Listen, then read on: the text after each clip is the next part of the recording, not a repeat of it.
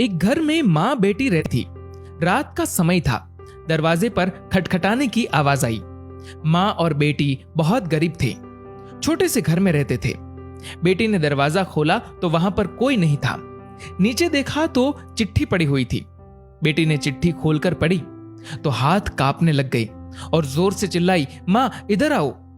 चिट्ठी में लिखा था, बेटी मैं तुम्हारे घर आऊंगा तुमसे और तुम्हारी माँ से मिलने, और नाम की जगह नीचे लिखा था भगवान।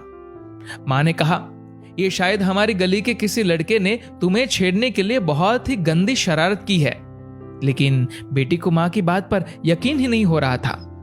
बेटी बोली, माँ पता नहीं क्यों मुझे यह सच लग रहा है।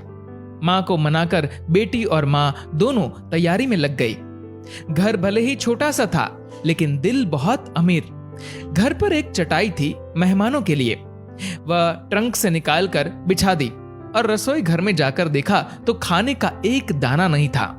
बेटी और माँ दोनों गहरी सोच में पड़ गए कि यदि भगवान सच में आ गए तो खाने में कुछ नहीं दे पाएंगे। आगे पीछे का कुछ नहीं सोचा। बचत के 300 रुपए बेटी के पास थे। पैसे लेकर वे दोनों छाता और कंबल लेकर किराने की दुकान के लिए निकल पड़े। बारिश होने वाली थी और ठंड भी बहुत ज्यादा थी। एक पैकेट दूध, एक मिठाई का बॉक्स और कुल 200 रुपए की चीजें खरीदकर वापस लौटने के लिए ऑटो ले लिया, क्योंकि उन्हें लगा शायद भगवान घर पर पहुंच गए होंगे। घर से थोड़ी दूर पहुंची तो देखा कि जोर से बारिश शुरू हो गई और सड़क किनारे एक पति पत्नी खड़े थे। ऑटो पास से गुजरा तो लड़के ने देखा उनके हाथ में छोटा बच्चा रो रहा था। स्थिति कुछ ठीक नहीं लग रही थी। ऑटो घर के दरवाजे पर पहुंचा। माँ ऑटो से उतरी ही थी कि बेटी से रहा नहीं गया। बोली, ऑटो वाले भैया जरा ऑटो को उनके पास ले लो।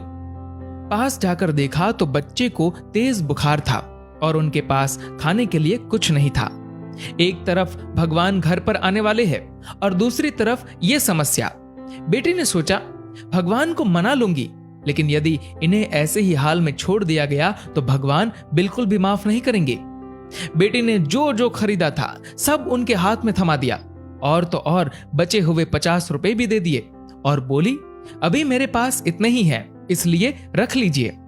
बारिश हो रही थी तो छाता भी दे दिया और बच्चे को ठंड ना लगे इसलिए कंबल भी दे दिया। वहां से फटाफट घर पहुंची, ये सोचकर कि भगवान आ गए होंगे। लेकिन दरवाजे पर माँ खड़ी थी। बोली, आने में इतनी देर क्यों लगा दी बेटी? और ये देख, एक और चिट्ठी आई है, पता नहीं किसकी है। बेटी ने पढ़ना शुरू किया।